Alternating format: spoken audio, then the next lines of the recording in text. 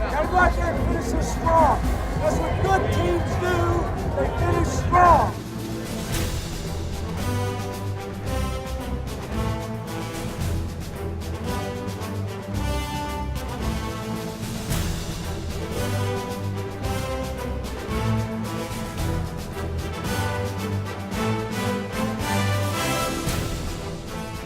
My mom and my dad were, they were working class people. My dad worked in a factory, and I think he always wanted any of his 5 kids to go to college and continue their education. I was number 3, and my older brother and sister didn't. And I had an opportunity to go to college for 2 reasons. I wanted to continue my education. I wanted to continue to play football. I had a choice to go either to East Los Angeles College or Taft. And the reason I had a chance to go to Taft is one of my high school coaches, Don Douglas, had gone to Taft, and he had got Tom Harrell to come down and visit with me. He was the head coach at Taft. We had a visit, and I think that was the biggest reason why I went there.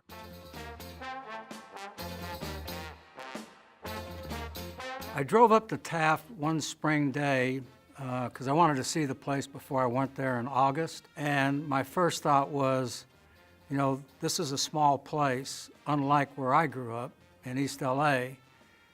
And I thought that this would be a good place for me to live as I got away from home and started my way through college. And I thought, okay, this is a place because of the class size, maybe 25 to 30 students, that I could get a good education and become a better student. And then finally, the last thing was, I got on the football field and I looked around and I said, oh my God, these guys are huge.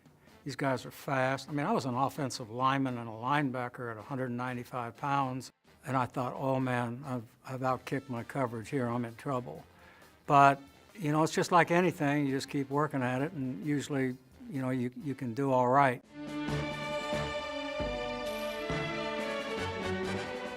When I left Taft, I never thought about exploring my meaning. I was more intent on the journey that would take me to where I wanted to go. And where I wanted to go was, again, to be a high school football coach and a history teacher. That's what I wanted to be. There's a lot of detours on those maps of life, and there was an example of one right there. I never coached high school football one day.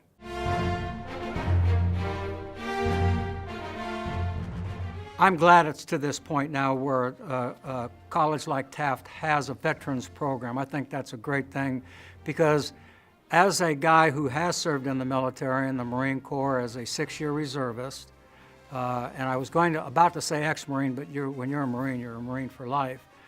I think that whatever we can do for our people that have served in the military, whether it's to help them through college or provide other things for them as life goes forward after the military, I think that's what we should be doing, and I'm glad that the school's doing that.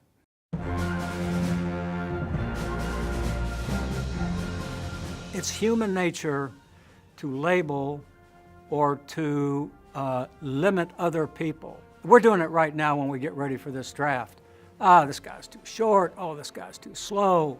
Oh, this guy catches the ball on his body, he doesn't catch it with his hands. On and on and on. And we find ways to beat people up and put limitations on them. But the reality of it is that sometimes those people come into our organization and that guy was too slow. He may be too slow, but no one can tackle the guy. So I think that the worst thing that can happen is for people to take those labels too seriously. And I think even worse than that is for people to put limitations on themselves. Don't put limitations on yourself, okay? People looked at me a long time ago and said, that guy's too small to be a line coach, right? That guy went to a junior college. He never went to a big school. He can't possibly be a guy that can coach people in a major college level, let alone pro football. And my answer to that is, yeah, there's a lot of true things that they said about me, small schools, all the rest of that stuff. But I think that you can outwork people, and I think that 3 words, yes, I can, okay? Yes, I can. And I would advise everyone to look at it in that context. Yes, you can, okay? Don't put any limitations on yourself. There's a lot of good, there's a lot of hard work in there, all of us, And you can get a lot out of life if you take that approach.